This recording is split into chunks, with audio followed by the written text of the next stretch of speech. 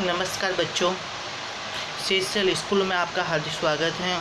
आज हम कक्षा 11 आज सब्जेक्ट इतिहास पार्ट 2 हड़प्पीय सभ्यता।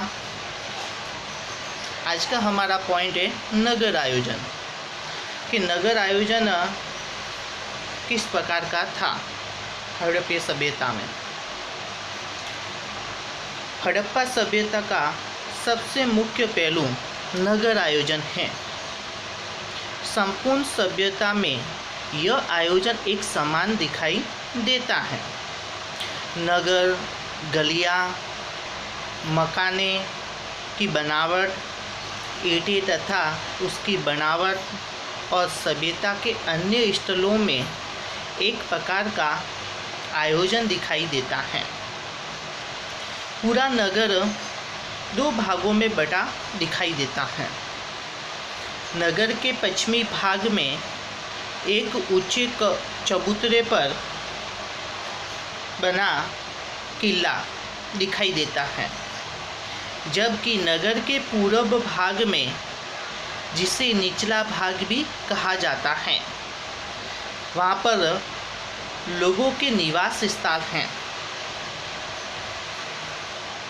पश्चिमी भाग का यह किला विशेष रूप से निर्मित है और उसकी दिखावट स्वाभाविक रूप से शासक के निवास को दर्शाता है, जिसमें शासकीय व्यवस्था संचालित होती थी।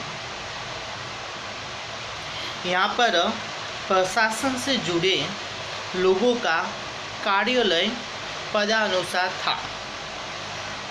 साथ ही साथ अनाज संग्रह भंडार गृह भी मिलता है। किले के चारों तरफ रक्षा हेतु उसकी चार दीवारी भी बनी है। पूर्व दिशा में आय नगर में निवासी मकान भी हैं। वहीं पर चौड़ाई युक्त रास्ते भी बने हैं।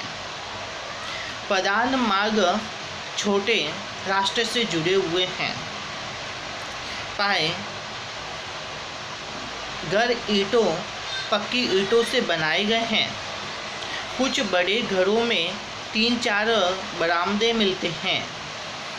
उसी के साथ आंगन, कुआं, रसोई, स्नानघर और चबूतरे का अवशेष मिलता है। इन घरों की एक विशेषता यह थी कि उनके मुख्य किवाड़ दरवाज़ा मुख्य मार्ग की तरफ न खुलकर अंदर की गलियों में खुलते थे। घरों के आकार में अंतर दिखाई देते हैं कि अमीर वर्ग बड़े घर में रहते थे, जबकि सामान्य लोग एक बरामदे के घर में रहते थे। हड़प्पा सभ्यता के नगर आयोजन का सबसे महत्वपूर्ण लक्षण उसकी गटर व्यवस्था, जो सभी नगरों में दिखाई देती है।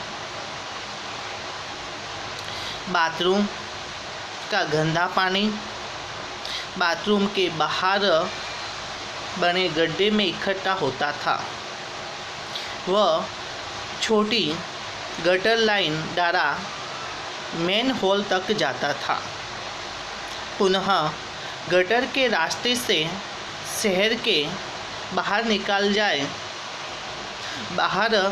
जाए ऐसी आधुनिक गटर योजना जैसी दिखाई देती है। इस मेन हॉल की सफाई व्यवस्था भी थी। इतना ही नहीं, इन गटरों के ऊपर पत्थर के ढक्कन भी रखे गए थे, जिससे गंदे पानी का जीवाणु बाहर ना आ सके। इससे यह पता चलता है कि यह लोग स्वच्छता के प्रति जागरूक थे। यह सरलता से ज्ञात होता है।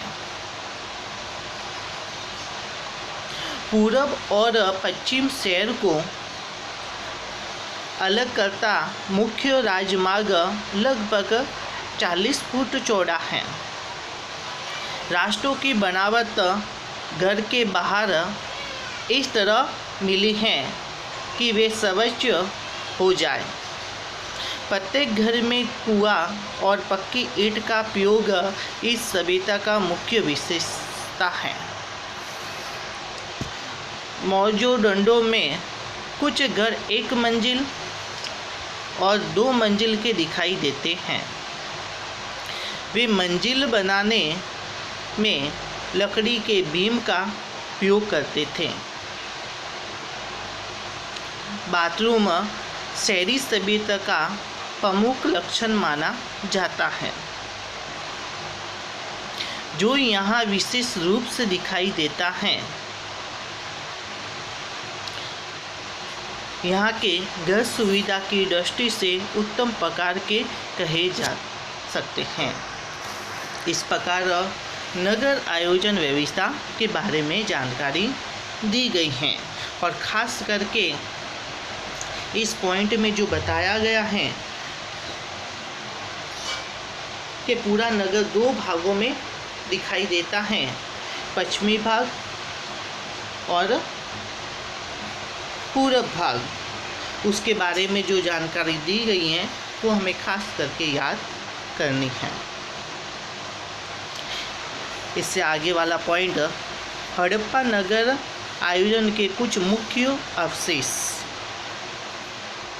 हमने जो ऊपर चर्चा की, इस तरह का नगर आयोजन इस सभ्यता के सभी नगरों में मिलता है, लेकिन विशेष लक्षण वाले अवशेष इस सभ्यता के कई स्तरों से मिलते हैं। उनकी विशेष चर्चा हमें करनी चाहिए। इस स्थलों में निम्न स्थलों को भी शामिल किया गया है।